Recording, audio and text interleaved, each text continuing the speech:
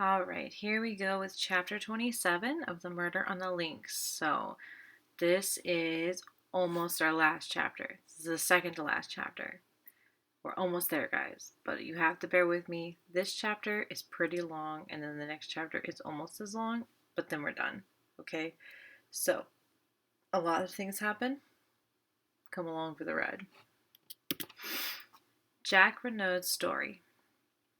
Congratulations, Monsieur Jacques, said Poirot, wringing the lad warmly by the hand.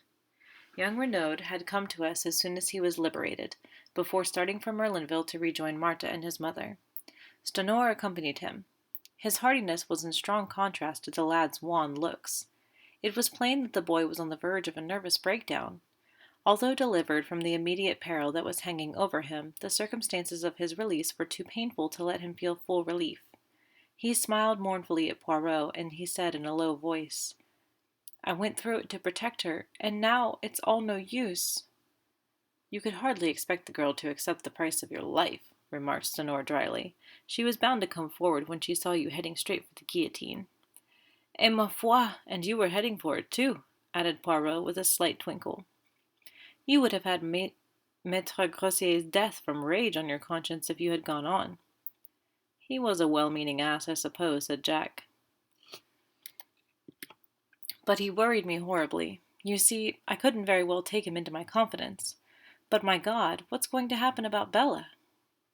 "If I were you," said Poirot frankly, "I should not distress myself unduly. The French courts are very lenient to youth and beauty and the crime passionnel. A clever lawyer will make out a great case of extenuating circumstances. It will not be pleasant for you. I don't care about that. You see, Monsieur Poirot, in a way I do feel guilty of my father's murder. But for me and my entanglement with this girl, he would be alive and well today. And then my cursed carelessness in taking away the wrong overcoat. I can't help feeling responsible for his death. It will haunt me forever." "No, no," I said soothingly. "Of course it's horrible to me to think that Bella killed my father," resumed Jack. "But I'd treated her shamefully. After I met Martha and realized I'd made a mistake, I ought to have written and told her so honestly. But I was so terrified of a row, and of its coming to Martha's ears, and her thinking there was more in it than there ever had been, that, well, I was a coward, and went on hoping the thing would die down of itself. I just drifted, in fact, not realizing that I was driving the poor kid desperate. If she'd really knifed me, as she meant to, I should have got no more than my deserts. And the way she's come forward now is downright plucky. I'd have stood the racket, you know, up to the end." He was silent for a moment or two, and then burst out on another tack. "What gets me is why the governor should be wandering about in underclothes and my overcoat at that time of night. I suppose he'd just given the foreign Johnnies the slip, and my mother must have made a mistake about its being 2 o'clock when they came. Or, or it wasn't all a frame-up, was it? I mean, my mother couldn't think that it was me?" Poirot reassured him quickly. "No, no, Monsieur Jacques. Have no fears on that score. As for the rest, I will explain it to you one of these days. It is rather curious. But will you recount to us exactly what did occur on that terrible evening?" "There's very little to tell. I came from Cherbourg, as I told you, in order to see Martha before going to the other end of the world. The train was late, and I decided to take the shortcut across the Golf Links. I could easily get into the grounds of the Villa Marguerite from there. I had nearly reached the place when—" He paused and swallowed. "Yes?" "I heard a terrible cry. It wasn't loud, a sort of choke and gasp, but it frightened me. For a moment I stood rooted to the spot. Then I came round the corner of a bush. There was moonlight. I saw the grave, and a figure lying face downwards with a dagger sticking in the back. And then, I looked up and saw her. She was looking at me as though she saw a ghost. It's what she must have thought me at first. All expression seemed frozen out of her face by horror, and then she gave a cry and turned and ran." He stopped, trying to master his emotion. "And afterwards?" asked Poirot gently. "I really don't know. I stayed there for a time, dazed, and then I realized I'd better get away as fast as I could. It didn't occur to me that they would suspect me, but I was afraid of being called upon to give evidence against her. I walked to Saint Beauvais as I told you, and got a car from there back to Cherbourg. A knock came at the door, and a page entered with a telegram which he delivered to Stenor. He tore it open. Then he got up from his seat. Mrs. Renaud has regained consciousness, he said. Ah! Poirot sprang to his feet. Let us all go to Merlinville at once. A hurried departure was made forthwith. Stenor, at Jack's instance, agreed to stay behind and do all that could be done for Bella Devine. Poirot, Jack Renaud, and I set off in the Renaud car. The run took just over 40 minutes. As we approached the doorway of the Villa Marguerite, Jack Renaud shot a questioning glance at Poirot. How would it be if you went on first to break the news to my mother that I am free, while you break it in person to Mademoiselle Marthe, eh? Finished Poirot with a twinkle. But yes, by all means. I was about to propose such an arrangement myself. Jack Renaud did not wait for more. Stopping the car, he swung himself out and ran up the path to the front door. We went on in the car to the Villa Geneviève. Poirot, I said, do you remember how we arrived here that first day, and were met by the news of Monsieur Renaud's murder? Ah, yes, truly, not so long ago either. But what a lot of things have happened since then. Especially for you, mon ami. Poirot, what have you done about finding Dulcie? Calm yourself, Hastings. I arrange everything. You're being a precious long time about it, I grumbled. Poirot changed the subject. Then the beginning, now the end, he moralized as we rang the bell. And, considered as a case, the end is profoundly unsatisfactory. Yes, indeed, I sighed. You are regarding it from the sentimental standpoint, Hastings. That was not my meaning. We will hope that Mademoiselle Bella will be dealt with leniently, and after all Jack Renaud cannot marry both the girls. I spoke from a professional standpoint. This is not a crime well ordered and regular, such as a detective delights in. The mise en scène designed by George Queneau, that indeed is perfect, but the dénouement, no. A man killed by accident in a girl's fit of anger. Indeed, what order or method is there in that? And in the midst of a fit of laughter on my part at Poirot's peculiarities, the door was opened by Françoise. Poirot explained that he must see Mrs. Renaud at once, and the old woman conducted him upstairs. I remained in the salon. It was some time before Poirot reappeared. He was looking unusually grave. Vous voilà, Hastings! Sacré tonnerre! But there are squalls ahead. What do you mean? I cried.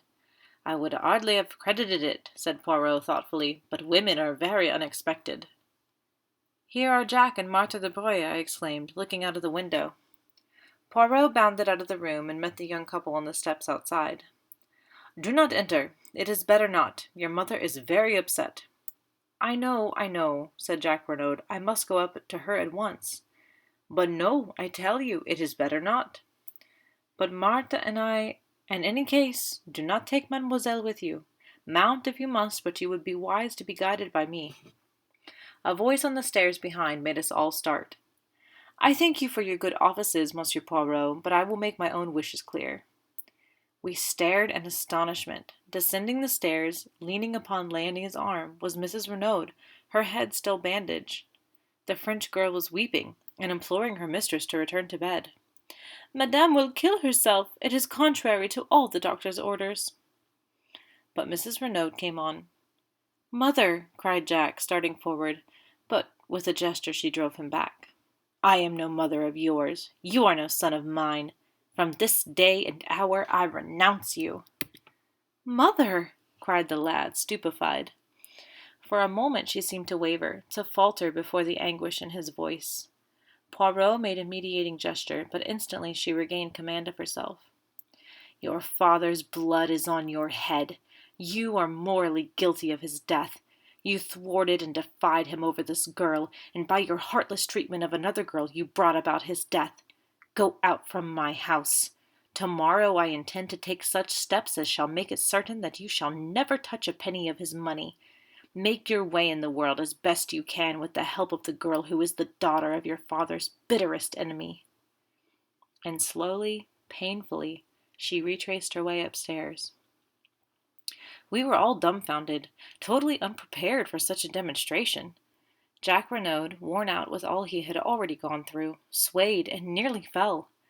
Poirot and I went quickly to his assistance. "He is overdone," murmured Poirot to Marthe. "Where can we take him?" "But home, to the Villa Marguerite. We will nurse him, my mother and I. My poor Jack." We got the lad to the villa, where he dropped limply onto a chair in a semi-dazed condition. Poirot felt his head and hands. "He has fever. The long strain begins to tell. And now this shock on top of it.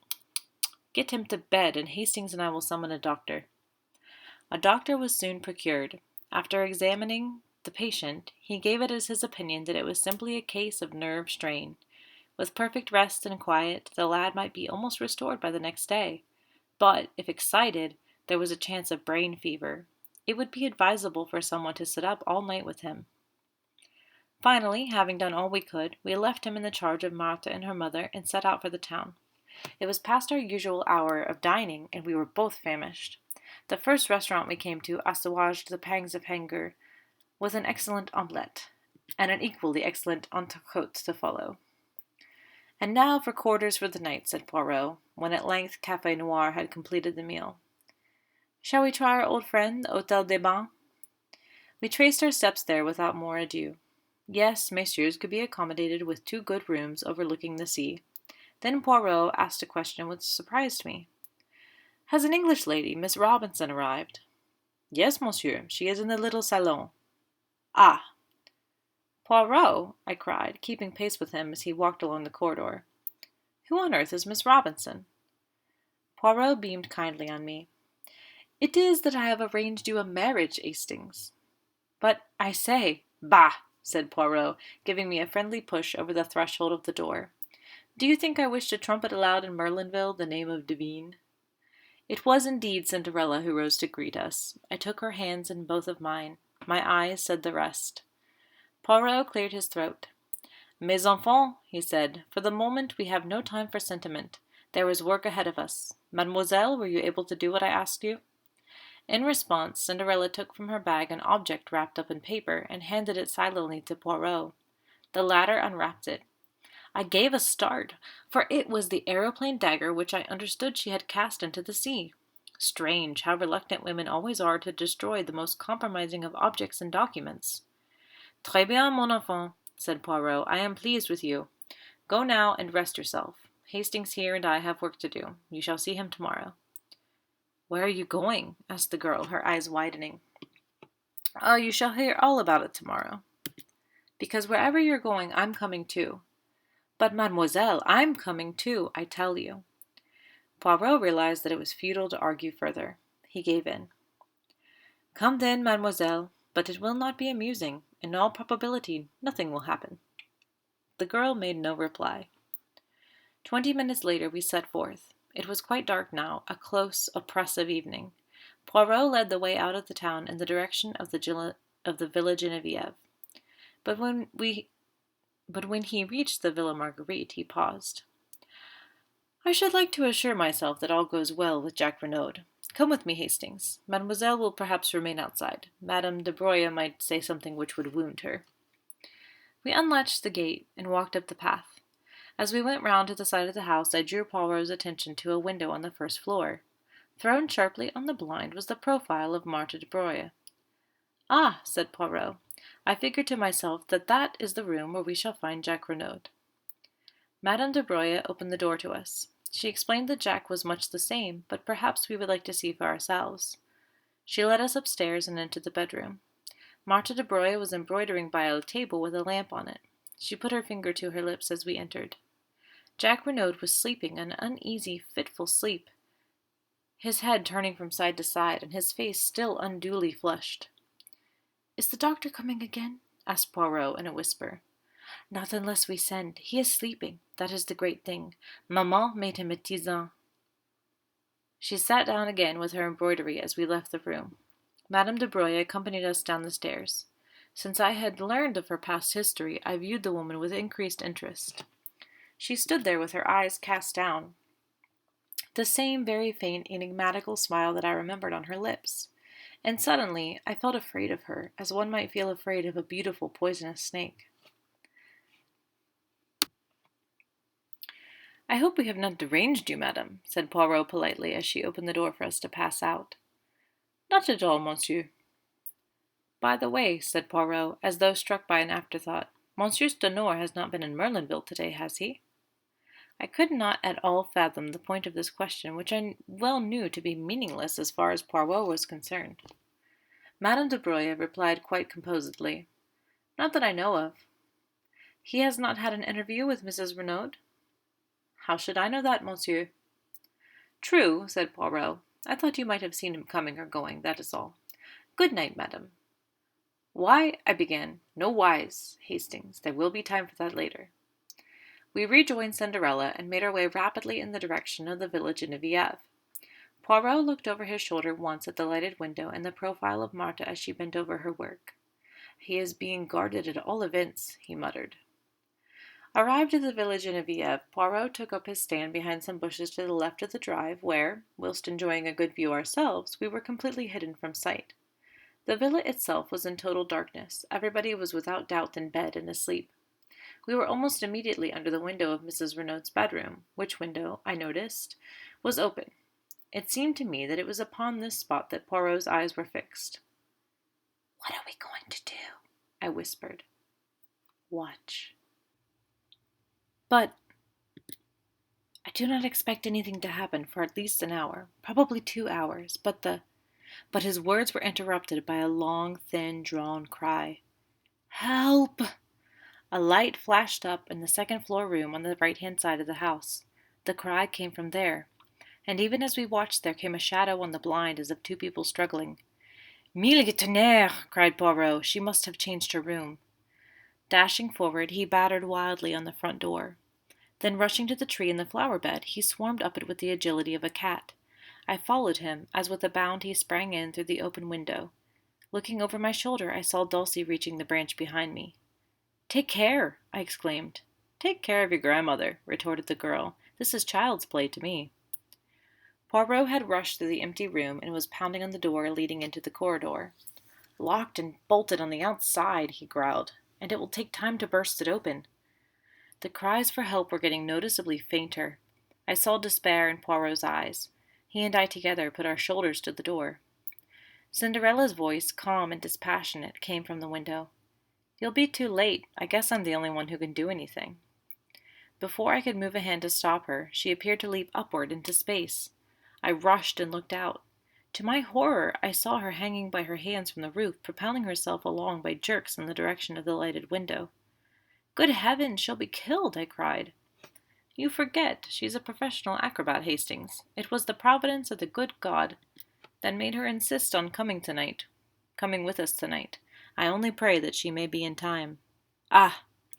A cry of absolute terror floated out onto the night as the girl disappeared through the right-hand window. Then, in Cinderella's clear tones, came the words, No, you don't. I've got you, and my wrists are just like steel. At the same moment, the door of our prison was opened cautiously by Françoise. Poirot brushed her aside and unceremoniously, and rushed down the passage to where the other maids were grouped round the further door. It's locked on the inside, monsieur. There was the sound of a heavy fall within. After a moment or two, the key turned and the door swung slowly open. Cinderella, very pale, beckoned us in. She is safe? Demanded Poirot. Yes, I was just in time. She was exhausted. Mrs. Renaud was half sitting, half lying on the bed. She was gasping for breath. Nearly strangled me, she murmured painfully. The girl picked up something from the floor and handed it to Poirot. It was a rolled-up ladder of silk rope, very fine but quite strong. A getaway, said Poirot, by the window, whilst we were battering at the door. Where is the other? The girl stood aside a little and pointed. On the ground lay a figure wrapped in some dark material, a fold of which hid the face. Dead? She nodded. I think so. Head must have struck the marble fender. But who is it? I cried. The murderer of Monsieur Renaud, Hastings, and the would-be murderer of Madame Renaud. Puzzled and uncomprehending, I knelt down, and lifting the fold of the cloth, looked into the dead, beautiful face of Marthe de Broglie. Alright, like I said, that was a lengthy one. So, a lot of things happen in this chapter. But, notice the text in red. Plot twist. This chapter is the actual climax because the true killer is finally revealed. This means that the last chapter, the final chapter, has the falling action and the resolution all in one. So Hastings and Poirot rejoin Jack when he is released from jail. They take him back home. Madame Renaud tells Jack she disowns him because of his actions in front of Martha de Broye. Jack is upset and falls ill. At the hotel in town, Dulcie, who we have known the rest of the book as Cinderella, meets up with Hastings and Poirot after Poirot arranged for her to do so. All three of them then go back to the houses to check on Jack and Madame Renaud. Jack is at the De Broyes and is still really sick. He's really, I don't know, he has nerve strain, says the doctor. Then they go to check next door. They hear a cry for help and try to save whoever is saying it, but when they steal into one of the rooms, they end up in a locked room. It's locked on the outside and they can't get out. Dulcie saves the day with her acrobatic tricks and finds Martha strangling Madame Renaud. She fights her off, and while doing so, Martha hits her head and dies. So, now we know, as readers, that the real killer the whole time was the girl with the anxious eyes, Martha de Broye. And the little picture on the right is what a 1920s acrobat would have looked like. I'm sure Dulcie was probably wearing different clothes on this night, but when she performs, she does acrobatic tricks, and that's kind of what it would have looked like. So I hope you guys enjoyed. This was a really fun chapter to read. We just have one more to go.